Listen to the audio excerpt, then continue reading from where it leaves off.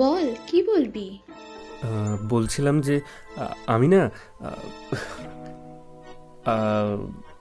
আমি আমি একটা একটা মেয়েকে। ও বৌদি, ঘোষালদের বাড়ি খবরটা শুনেছো? আরে হ্যাঁ হ্যাঁ, শুনবো না আবার? কি সাংঘাতিক কাণ্ড বলো তো। বলি ও বৌদি, বাবা মায়ের মুখে তো পুরো চুনকালি মাখিয়ে দিল গো। আমার ছেলে মেয়ে যদি এরকম হতো না, তাহলে তাকে ঝাঁটা পিটা করতাম। তা গিয়ে তাই করো না। সকাল থেকে আমার মায়ের মাথাটা কেন খাচ্ছ বলো তো? ও বৌদি, এবার আমাদের সুজয়টারও ধরে বেঁধে বিয়েটা দিয়ে দাও, আর দেরি করো না। ঠাকুর যেন না করে ওই ঘোষালদের বাড়ির ছেলেটার মতো আমাদের সুজয়ও আবার দুগ্গা দুগ্গা।